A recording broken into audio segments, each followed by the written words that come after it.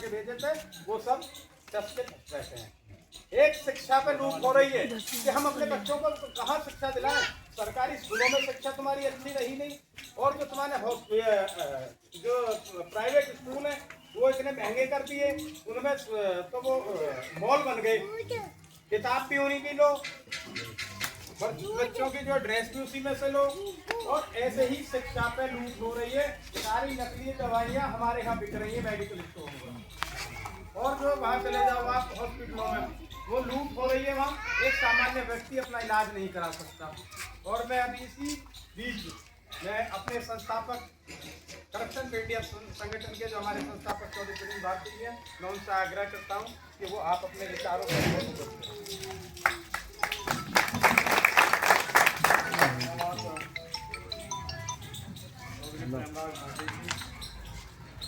आजा मोड़ बगु आजा मोलाबाद वाले बाबू उसमें पकड़ गया रैली में चला आप लोगों की लड़ाई को लड़ने का, यानी कि 78 वर्ष की आज़ादी के बाद हम लोगों को, हमारे बच्चों को जो अधिकार मिलने चाहिए थे, उन अधिकारों से आज भी भारत के गांव और भारत के लोग कोसों दूर हैं।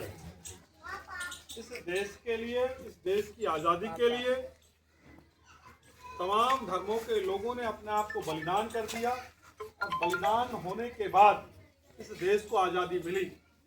और आज़ादी मिलने के बाद राजगुरु सुखदेव, भगत सिंह, अशफाक उल्लाह खां, तमाम क्रांतिकारियों का एक सपना था कि हम लोग इस देश को कुछ बलिदान हो रहे हैं।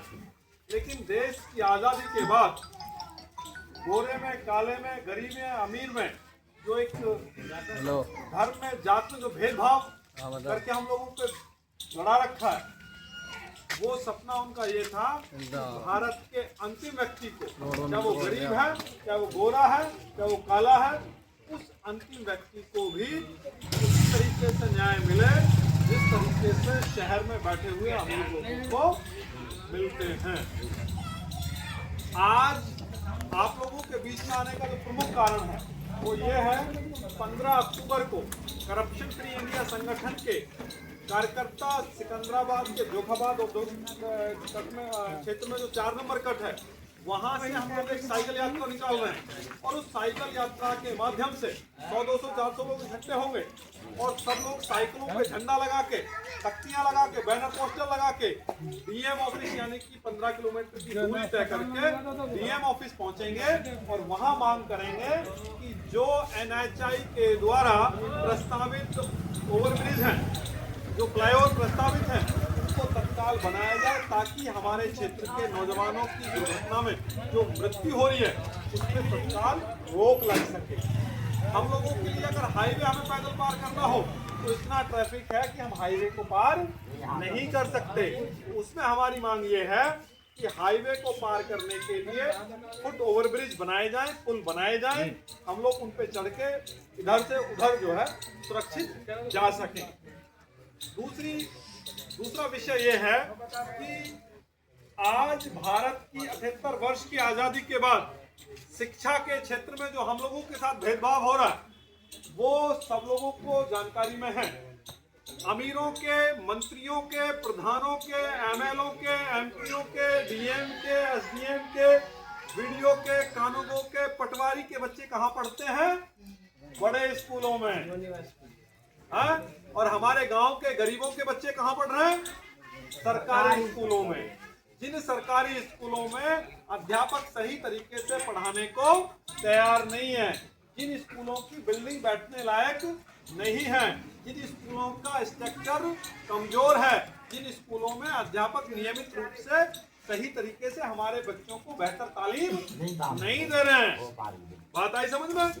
वहीं जो प्राइवेट स्कूल है वो इतने महंगे हो गए हैं कि हमारी हैसियत से बाहर हैं।